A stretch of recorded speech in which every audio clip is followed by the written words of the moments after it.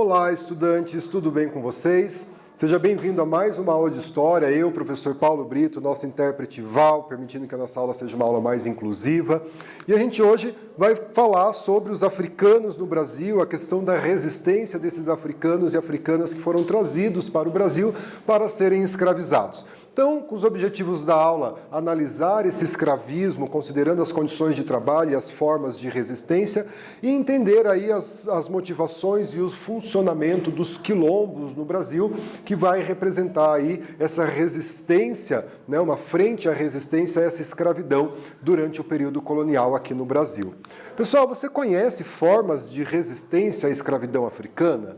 Como que esses negros e negras escravizados aqui no Brasil, eles resistiram a essa imposição da escravidão para essa parcela da população que foi trazida do continente africano para o Brasil?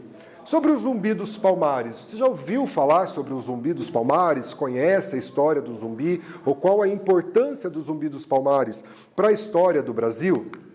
Pois bem, durante o período colonial, a escravidão africana, ela foi uma das principais características da economia colonial. O comércio de escravos era um comércio lucrativo, então eles traziam africanos e africanas da costa ocidental e central da África, prioritariamente, para serem comercializados aqui no Brasil.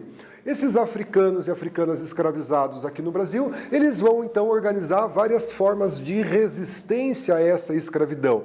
Através, por exemplo, da manutenção da sua cultura, mesmo que de forma sincrética, dessa fusão de elementos, principalmente religiosos, da cultura afro-brasileira, da cultura africana com a religião cristã católica, os enfrentamentos, fuga, suicídio, a manutenção dos seus costumes. Então isso se constituiu uma forma de resistência, Você manter o seu idioma, você manter os seus hábitos que vocês tinham, que os escravos tinham na África, mesmo perante uma imposição de uma cultura europeia católica reinante aqui na colônia. Então eram formas de resistência.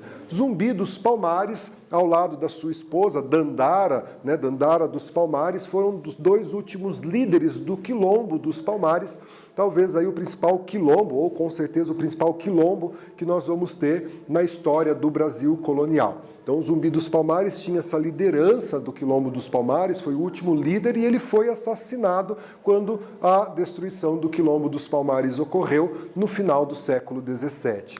Pessoal, e essas fotos aqui, Você consegue identificar a qual povo as imagens fazem referência? A gente tem essa foto aqui, a gente tem aquela fonte histórica, aquela foto ali. Como esses povos influenciaram a cultura do nosso país? Então, nessa foto aqui mais abaixo, é um monumento em homenagem a Zumbi dos Palmares, líder, o último líder do Quilombo dos Palmares, que foi destruído pelo bandeirante Domingos Jorge Velho no final do século XVII. E ali a gente tem a capoeira, que é um elemento da cultura africana, que foi trazido para o Brasil e foi incorporado na nossa cultura, nessa cultura, essa identidade nacional brasileira, que traz aí na sua formação elementos da cultura africana, através da capoeira, através do idioma, através da culinária, através da religiosidade e tantos outros aspectos da cultura africana que hoje em dia fazem parte da cultura brasileira, Então, compreender a importância da cultura afro-brasileira, dessa miscigenação da cultura africana com a cultura brasileira, é entender o processo de formação da nossa identidade nacional. Aqui a gente tem a comemoração do Dia da Consciência Negra, que é comemorado no dia 20 de novembro. Então nós temos uma lei, a Lei 10.639, que institui o dia 20 de novembro como o Dia da Consciência Negra. Dia 20 de novembro é o dia da morte do Zumbi dos Palmares, líder do Quilombo dos Palmares. Então, a gente traz essa referência histórica da cultura afro-brasileira na figura do Zumbi, na figura da Dandara dos Palmares, e faz do dia 20 de novembro o Dia Nacional da Consciência Negra, que é então refletido, lembrado e comemorado em todo o país nessa data.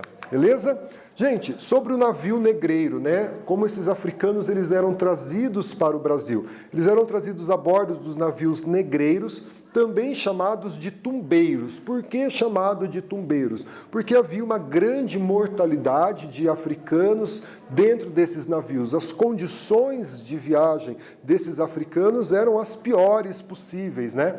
A maioria deles entre 18 e 25 anos, né? Africanos aí adultos, algumas crianças que vieram para o Brasil, foram trazidos para o Brasil, ficavam, como a gente vê aqui, no porão desses navios, geralmente acorrentados para que se evitasse motins, fugas, né? Ou rebeliões dentro desses navios, e nesse porão temperatura de até 55 graus. Então imagine, né? Condição de viagem precária, as temperaturas altíssimas, uma alimentação inadequada, condições de higiene quase zero dentro desses navios, o que fazia com que tivesse as doenças, proliferasse doenças, impactando aí na mortalidade dessa população de africanos que estão sendo trazidos aqui para o Brasil para serem escravizados. A gente precisa fazer essa reflexão acerca dessa travessia, né? Eram trazidos como mercadorias no porão desse navio. Veja que aqui na imagem, né, ele está descendo um balde, geralmente ou um balde com água que não atendia às necessidades, ou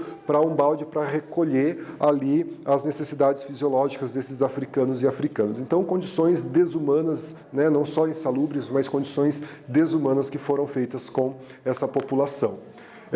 Milho e meio litro de água, então uma alimentação fracionada, pautada ali somente em praticamente um alimento, então, né, milho, talvez batata ali que era entregue a esses africanos, e um pouco de água, né, que era então dado a eles.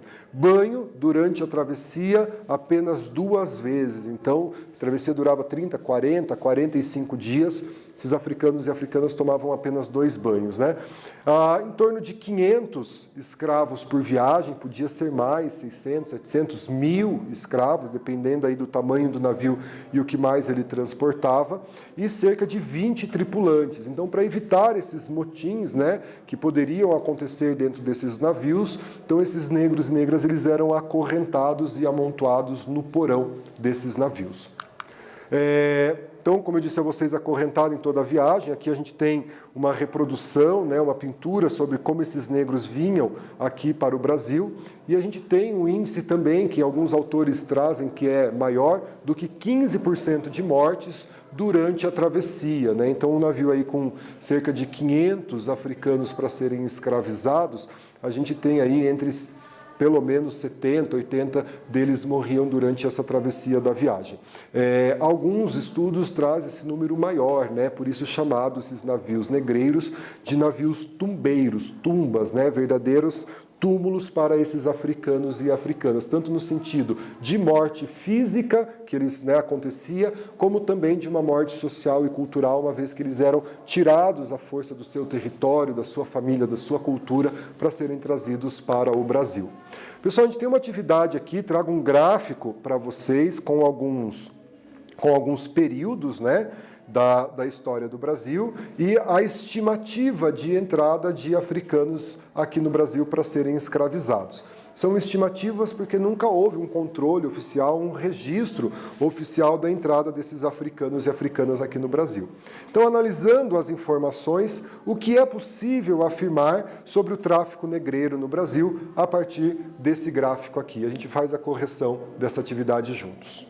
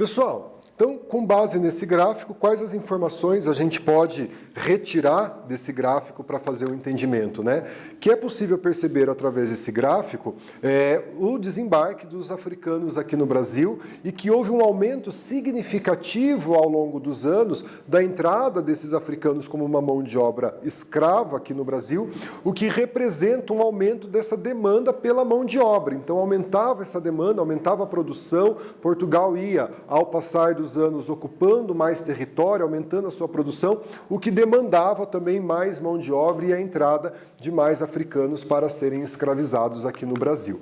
Gente, resistência à escravidão. Então, a partir dessa condição, né, de escravo aqui no Brasil, os africanos eles começam então a organizar a sua resistência, né? Faziam violência contra si mesmo através do aborto, do suicídio, de mutilações. Então, a gente tem aí relatos de escravos que decepavam a mão, que se cegavam, para que não trabalhassem mesmo, ou ficassem um período sem trabalhar.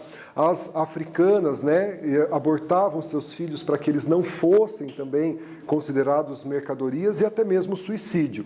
Haviam as fugas individuais, as fugas coletivas, né, africanos que fugiam sozinhos, outros que organizavam uma fuga coletiva para cidades ou principalmente para zonas da mata, né, onde vão se formar os quilombos, até porque na cidade eles seriam facilmente recapturados. Então a ideia era que se embrenhassem nas matas e a partir daí a gente vai ter a formação dos quilombos. E a formação das irmandades, né, a manutenção de práticas religiosas e de festejos, o que resulta na cultura do Brasil na ideia de sincretismo religioso. Sincretismo religioso é a fusão de elementos religiosos de duas ou mais religiões.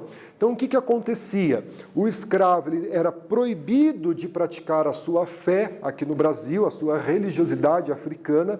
Ele deveria, aqui no Brasil, obrigatoriamente praticar a religião católica.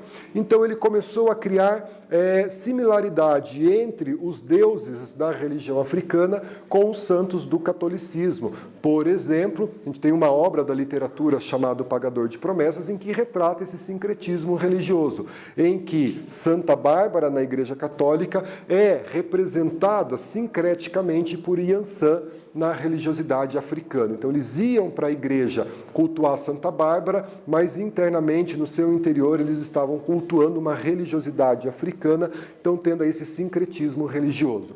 Trago essa imagem aqui para vocês de uma notícia vinculada no jornal de um escravo, né? Então ele traz aí crioulo fugido. E era publicado no jornal essas notícias, né? Oferecendo recompensas para quem recapturasse, né, esse escravo, para quem desse informação aonde ele poderia estar. Anda fugido desde o dia 18 de outubro de 1854, o escravo de nome Fortunato. Então trazia essas informações. Uma questão interessante aqui são os nomes, né? Os escravos, eles geralmente eram rebatizados aqui no Brasil com nomes portugueses, então eles não mantinham a sua identidade, né? Era retirado desse escravo, além da sua liberdade, era retirada a sua identidade quando trocavam esse nome. E aqui na reportagem traz a idade, né? Algumas características físicas, né? Com pouco nenhuma barba, baixo, reforçado, picado de bexigas, né? Então algumas cicatrizes no corpo, e daí ele diz que dá uma recompensa para quem trazer informações ou para quem capturar o escravo, essa população tida como uma mercadoria durante o período colonial. Gente, confronto contra senhores ou feitores, isso também era uma forma de resistência, confrontavam. Nós temos casos de escravos que assassinaram os senhores, que assassinaram os feitores, boicote aos trabalhos, né? Então fazia ali, não trabalhava como o senhor de engenho exigia que ele trabalhava, sabotagem às plantações, à produção, eles quebravam ferramentas, incendiavam plantações, gerando prejuízo para os colonos, mas tudo isso feito como uma forma de resistência à escravidão a qual eles estavam submetidos. Nós vamos ter a revolta das Carrancas, por exemplo, né? Ali no sul de Minas Gerais, em 1833, nas fazendas de Campo Alegre e Bela Cruz, quando os escravos dessa fazenda se revoltaram, incendiaram algumas partes da fazenda. Então a gente tem algumas revoltas durante o período colonial, como por exemplo também a revolta do Malês, na Bahia, em 1835, teve a participação de Luísa Marim, uma uma africana escravizada que lutou aqui no Brasil pelo fim da escravidão, fazendo essa resistência. A Revolta do Malês foi organizada por escravos na Bahia em 1835.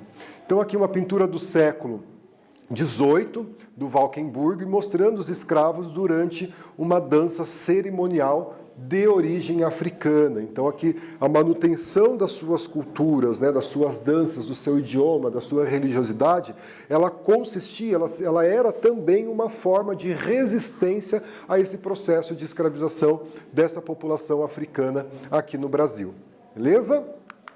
Gente, uma atividade aqui, ó, sobre a escravidão africana no Brasil e as formas de resistência, podemos afirmar que a gente tem as alternativas e a gente volta para fazer a correção dessa atividade, beleza?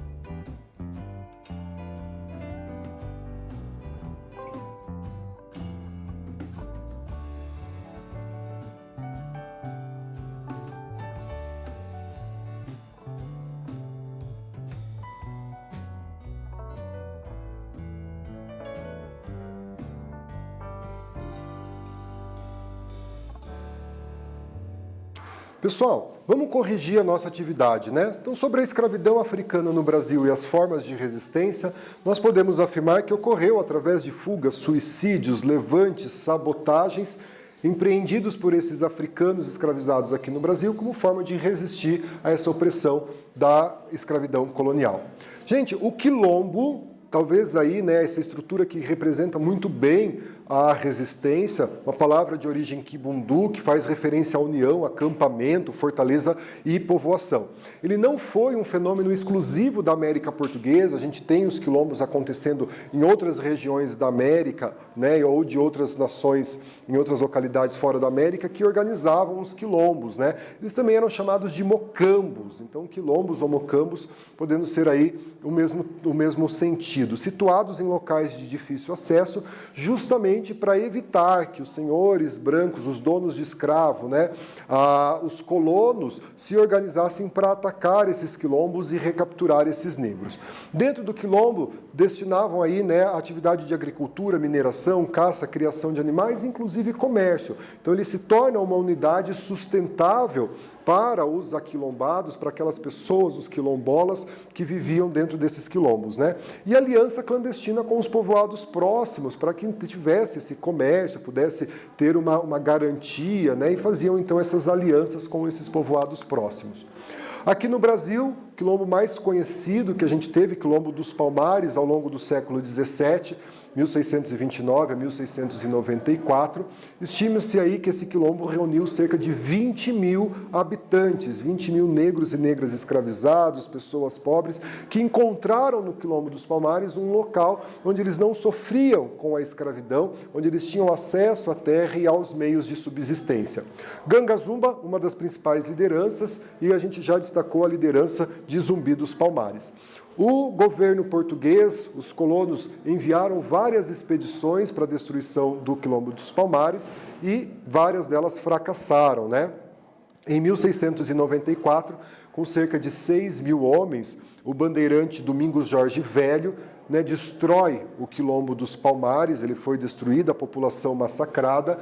Zumbi dos Palmares conseguiu, né, fugir desse massacre dos Quilombos dos Palmares, mas ele foi morto no dia 20 de novembro de 1695, dia hoje em que a gente celebra o Dia Nacional da Consciência Negra aqui no Brasil.